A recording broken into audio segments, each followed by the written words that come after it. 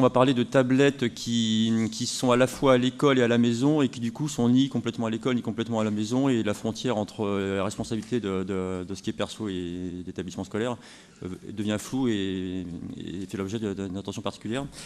Donc je vais vous faire un retour d'expérience, d'une expérimentation sur 300 tablettes réparties sur 3 départements, donc les Yvelines, le Val d'Oise et la Somme, donc en collaboration avec 2 académies, donc l'Académie de Versailles et l'Académie d'Amiens, avec une application particulière de leur CRDP, la mission TIS et également du SIGE. J'expliquerai un peu ce que peut faire le SIGE. On a également bien fait contribuer le laboratoire STEF de l'École normale supérieure de Cachan pour analyser l'expérimentation. On aura un pré-rapport dans les semaines qui viennent et un rapport définitif à la rentrée prochaine. Sachant que et sur tablette Samsung 10 pouces, sachant que la grande spécificité de cette expérimentation qui a été conçue d'entrée de jeu de cette façon-là, c'est que ce sont des tablettes qui sont résolument personnelles, c'est-à-dire chaque élève a sa tablette. Elles sont résolument mobiles, donc double connectivité 3G et Wi-Fi.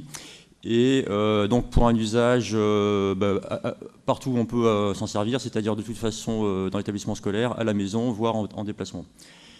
Donc au niveau du timing, cette opération a été démarrée en novembre dernier et avec on va dire un développement des usages progressifs qui a permis et aux enseignants et aux élèves de développer des usages de façon, on va dire, organisée, notamment dans les premiers jours des tablettes uniquement utilisées dans le cadre en classe sous la responsabilité de l'enseignant, et les tablettes vont à la maison depuis 6 semaines. Alors, donc je vais parler des usages qu'on a observés, de ceux que l'on pressent, et puis ce qui peut être intéressant également, notamment suite aux échanges qu'on a eus, c'est quelques éléments d'architecture technique. Donc comme ça, on aura parlé un peu de technique dans ce colloque qui est très pédagogique, mais c'est important aussi de savoir comment ça peut marcher. Et puis là, c'est la responsabilité d'Orange. Donc ça, on verra ça tout à fait à la fin. Donc, alors déjà, si on regarde un peu qu'est-ce qu'apporte finalement le numérique par rapport à ces usages. Et donc là, je fais référence à des choses qui ont été dites hier. Donc le numérique, il apporte 2 choses importantes. C'est qu'il modifie finalement les notions d'espace et de temps. Puisque finalement, grâce au numérique, tout devient plus ou moins possible en fonction de ce que l'on a, tout devient possible de n'importe où. Et en tout cas beaucoup de choses. Et du coup, beaucoup de choses deviennent possibles également n'importe quand. Donc ça, c'est important, et c'est d'autant plus vrai sur de la tablette numérique, qui, comme c'était dit hier par Pierre Meuglin, est un agrégateur mobile, c'est-à-dire qu'on a vraiment entre les mains un outil qui peut faire énormément de choses, et on l'a toujours sur soi, et donc tout le temps utilisable. Donc ça, c'est important, et c'est important notamment pour le thème de la table ronde là, que je vais quand même aborder rapidement, qui est usage collectif et individuel. Puisqu'en fait, le collectif dans la vie réelle physique, ça nécessite quand même une proximité géographique, c'est-à-dire c'est des gens qui sont entre eux, et donc à des heures où on peut être entre nous, alors qu'avec le numérique qui du coup modifie l'espace et le temps, les usages collectifs deviennent possibles n'importe quand et n'importe où. Et donc un usage collectif peut avoir lieu le soir à la maison à 19h, alors qu'avant c'est tout à fait impossible. Et du coup, le numérique, et notamment la tablette, va finalement rapprocher les usages collectifs des usages individuels, des usages collectifs, et il va, on va dire, casser la frontière entre les deux. Voilà. Du coup, je vais pas revenir en détail sur les différents usages qu'on a vus beaucoup hier, je pense, hein, notamment dans les conférences et dans les ateliers. Juste en gros, si on résume, il y a 3 types d'usages. Le premier, c'est la consultation. Donc on a vu la consultation d'un tas de choses, donc des EPUB, des PDF, des vidéos, des bandes sonores, etc. Et sachant qu'effectivement, grâce à la tablette, tout devient consultable, et ça c'est vachement important, et tout est consultable n'importe quand. Du coup, quel est l'usage collectif associé à ça, sachant que je mets dans le collectif tout ce qui inclut au moins 2 personnes. Du coup, mais déjà sur la consultation, la notion de collectif est importante, puisque ça veut dire qu'il peut y avoir une distribution instantanée de documents, c'est-à-dire que n'importe quand, le prof, donc notamment ça peut être d'enseignants vers élèves, il peut y avoir une distribution d'objets de documents à consulter n'importe quand, et notamment donc, pendant le cours ou en soirée. Il peut y avoir également ensuite des échanges sur les documents consultés. Donc là, on va rejoindre les sujets qu'on vient de voir, qui est le réseau social.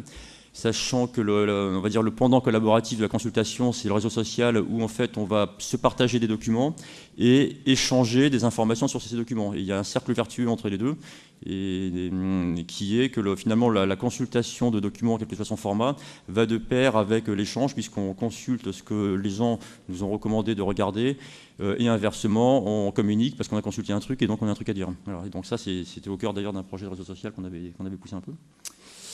Le deuxième grand type d'usage de la tablette, et ça c'est important et c'était pas forcément des choses qu'on attendait, c'est la création. Donc on a pas mal parlé de création de contenu. Et donc on s'aperçoit que dans les premiers usages qu'on a observés, il y a beaucoup de création par les élèves et par les profs, et notamment ce qu'on peut appeler des genres de travaux pratiques. C'est-à-dire que la tablette est utilisée par le prof de SVT pour faire un travaux pratique. Dans les tout premiers jours, on a eu une dissection de la tulipe, où en fait l'élève il prend une tulipe, il met les pétales, les machins, etc. Il prend des photos et il rend sa copie de TP sur la tablette. Et il l'envoie sur un serveur partagé, il a rendu sa copie. Donc ça c'est un usage qu'on a vu dans les tout premiers jours, donc, auquel on ne s'attendait absolument pas. Toujours dans la création de contenu, on a le prof de sport, également on s'y attendait pas du tout. Alors on parlait justement de la 3G, effectivement, on confirme que la 3G, on l'a livrée un peu en retard, on était désolé, donc paradoxalement, la livraison d'Orange, qui pouvait paraître la plus simple, est arrivée un peu en retard, mais du coup ceux qui ont râlé sont les profs de sport, les profs de SVT, qui disaient nous on veut faire des trucs sur le terrain de foot, les profs de sport l'emmenaient à la piscine, je sais pas trop, donc là complètement surprenant. Le prof de SVT l'emmenait en forêt pour faire un herbier ou répertorier les feuilles des arbres. Il y en a un également qui a été en ville pour faire, je crois, c'était pour regarder un peu donc avec Google Maps, un truc un peu culturel et avec des sites un peu historiques du côté de Versailles. On peut également évidemment s'enregistrer, ça c'est très important. Donc on a parlé hier de l'italien, mais la tablette c'est un laboratoire de langue, hein, puisqu'on peut regarder une vidéo, on peut s'enregistrer, donc il y a tout l'environnement utilisable pour un prof d'anglais, donc c'est très puissant. Et également, donc on peut se filmer pour je sais pas, de dire un poème ou de dire une pièce de théâtre. Donc c'est un outil de création. Donc là, effectivement, c'est collaboratif, mais par rapport à ce que j'ai dit tout à l'heure, c'est moins connecté. C'est-à-dire que c'est plus une tablette, et ça on en a parlé aussi, je crois, un peu hier. C'est-à-dire que c'est de la tablette même en classe, ou alors en travaux pratiques ou à l'extérieur. C'est une tablette pour 2-4 élèves, et on travaille avec. Et typiquement, le prof de sport, c'est ça, le prof de sport.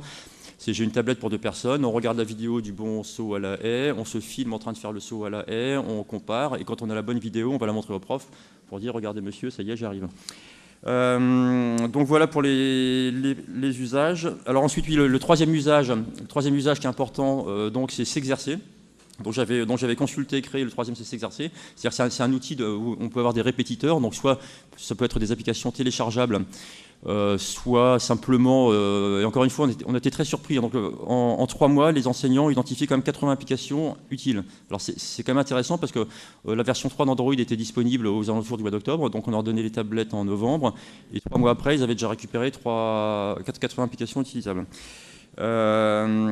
Toujours est-il qu'ils peuvent également utiliser des documents Word, Excel, c'est-à-dire que quand on dit s'exercer, ça peut, on l'a vu également, c'est un prof de français qui a distribué une copie avec un texte, donc un texte qu'il a copié-collé donc dans du Word. Il pose des questions, l'élève donc distribution. Alors là la partie collaborative est importante parce qu'effectivement on a l'usage collaboratif en classe, c'est-à-dire que le prof fait un cours, il distribue virtuellement sa copie par drag and drop, ça arrive instantanément sur les tablettes, sachant que là, je vois Pascal Bringer de Mascotte qui propose il existe des outils, notamment sur de Mascotte, qui permettent de faire vraiment du push en live de documents et de les récupérer. Les élèves ont 10 minutes pour lire le texte, répondre aux questions, et la copie est numériquement récupérée instantanément également. Alors après, si on a des outils un peu évolués ou s'il y a des éléments Excel, on peut même envisager une correction assistée où en cliquant, on corrige le quiz instantanément et on voit ceux qui n'ont pas suffisamment de bonnes réponses, et ce qui permet de créer un dialogue. Donc là, on voit tout de suite qu'il faut des outils de collaboration et de partage de documents, et on me demande de conclure. Donc, alors juste pour conclure, derrière tout ça, effectivement, pour que ça marche bien, il faut tout un environnement technique donc, qui est finalement pas très simple. Alors, il faut savoir que sur 300 tablettes, c'était compliqué. Et en gros, on a eu 2 à 3 mois de perturbation, dont Orange est le premier à s'excuser. mais c'est pour dire que c'est pas simple. En gros, une des conclusions, mais qui ne sera pas la conclusion définitive, c'est que là, on parlait de 300 tablettes, donc sur 10 000 tablettes, puisque à peu près, si certaines collectivités locales envisagent d'équiper toutes leurs classes de 6e, toutes leurs classes de seconde, donc on va parler de 10 000 à 15 000 tablettes. Donc ce sont des gros projets, et c'est la première fois qu'on aura des tablettes qui sont plus dans les classes, accrochées à un fil, qui ne bougent pas et qu'on met sous clé en partant, mais 10 000 tablettes dans la nature. Et donc ça nécessite les plateformes de services dont j'ai parlé pour faire des échanges de documents, des outils de gestion de flotte pour savoir un peu ce qui se passe, où c'est, est-ce que les configurations ne sont pas complètement modifiées par les élèves, de l'assistance. Et alors maintenant, je vais quand même parler de la partie réseau qui est importante pour tout ce qui s'est dit également dans les questions. C'est-à-dire que j'ai dit que les élèves donc, avaient utilisé le Wi-Fi de l'établissement scolaire dans l'école, ça c'est évident. À la maison, donc, on avait prévu qu'ils utilisent le Wi-Fi. En fait, ils ont utilisé la 3G pour des questions on va dire de facilité. Alors pourquoi? Parce qu'en fait, dans les éléments techniques qui sont importants, il faut effectivement qu'on contrôle l'accès au contenu, quelle que soit la connectivité. C'est-à-dire qu'il ne faut pas dire, comme je suis en 3G, c'est super, et donc je peux faire ce que je veux. Donc aussi bien en Wi-Fi qu'en 3G, on passe par le proxy. Donc là, en l'occurrence, c'était le proxy de l'Académie de Versailles. C'est-à-dire que toutes les connexions, qu'elles passent par l'école, qu'elles passent par la 3G, qu'elles passent par le Wi-Fi de la maison, toutes étaient routées. Et il n'y avait pas moyen pour l'élève de faire autrement parce que c'était complètement blindé au niveau des configurations réseau et des mots de passe, choses comme ça. Donc tout passe par le proxy de l'Académie de Versailles, qui permet de faire du contrôle parental. Dans le cadre de l'expérimentation, il permet également de faire des analyses de trafic, c'est-à-dire que très rapidement, donc, ces traces seront analysées par le laboratoire STEF de l'ENS Cachan. Ce qui permettra d'avoir des statistiques d'usage assez pertinentes sur qu'est-ce qui est fait, sur quelle connectivité, dans quelle matière, etc. Alors, sachant que ce qui sera utile également pour ce genre de proxy, lorsqu'on aura des offres, on va dire, plus volumineuses et des offres industrielles, ce sera de contrôler, de gérer les usages perso versus les usages pédagogiques. C'est-à-dire que clairement, à un moment donné, on aura besoin de dire à l'école, évidemment, il n'y a que des usages pédagogiques. Par ailleurs, on ne peut pas complètement interdire de faire du Facebook à un gamin en seconde parce que ce ne serait pas humain de lui donner une tablette en lui disant t'as pas de faire Facebook. mais du coup, il va falloir mettre le bon curseur, il va falloir mettre le bon curseur sur qu'est-ce qu'on peut faire à quel endroit.